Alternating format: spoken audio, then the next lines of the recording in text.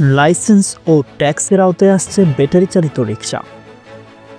ঢাকা মহানগর ট্রাফিক শৃঙ্খলা ফিরিয়ে আনতে ব্যাটারি চালিত রিক্সাকে লাইসেন্স ও ট্যাক্সের আওতায় আনার পরিকল্পনার কথা জানিয়েছেন ঢাকা মহানগর police DMP commissioner Sheikh Mohammad Sajjad Ali.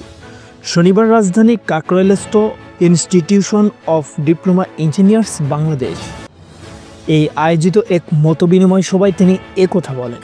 Police, ছাত্র জনতা এবং রমনা মডেল থানার নাগরিকদের অংশগ্রহণে এই সভা অনুষ্ঠিত হয়।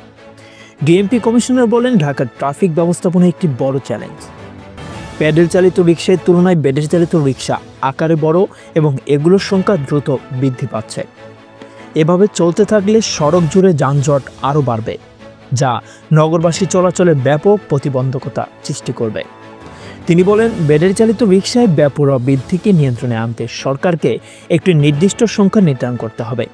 পাশাপাশি এগুলো লাইসেন্স ও ট্যাক্সের আওতায় আনতে হবে, কারণ জনগণের করের টাকা নির্মিত রাস্তা ব্যবহার করা হলেও ট্যাক্স না দেওয়ার বিষয়টি অগ্রহণযোগ্য। ডিএমপি কমিশনার আরও জানান, ঢাকার বেশিরভাগ সড়ক অপরিকল্পিতভাবে নির্মিত হয় ট্রাফিক ব্যবস্থাপনায় সমস্যা হচ্ছে। যত্রতন্ত্র ব্যবস্থা নির্মাণ, রাস্তার উপর নির্মাণ সামগ্রী রাখা এবং রাজনৈতিক ও দলীয় দলের মিটিং মিছিল ট্রাফিক শৃঙ্খলা রক্ষায় বড় বাধা হয়ে দাঁড়িয়েছে। তিনি আহ্বান জানান, মিটিং মিছিল রাস্তার পরিবর্তে বদ্ধ জায়গায় আয়োজন করা উচিত, কারণ একটি সড়ক 1 ঘন্টা বন্ধ থাকলে এর প্রভাব কাটাতে 7-8 ঘন্টা লেগে যায়। পাশাপাশি নির্মাণ সামগ্রী রাস্তায় না রেখে সতর্ক থাকার অনুরোধ করছে। মতবিনিময় সভায় রমনা বিভাগের উপপুলিশ কমিশনার মোহাম্মদ মাসুদ আলম স্বাগত বক্তব্য দেন।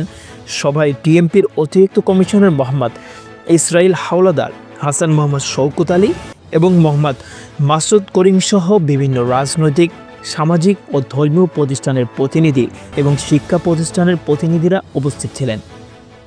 নগরের উন্নয়নের এই উদ্যোগগুলো বাস্তবায়িত হলে ট্রাফিক শৃঙ্খলা ইতিবাচক পরিবর্তন আসবে বলে সংশ্লিষ্টরা আশা প্রকাশ করবেন। সংবাদের এ পর্যন্তই। পরবর্তী নিউজ আপডেট পেতে আমাদের সাথেই থাকুন। ধন্যবাদ।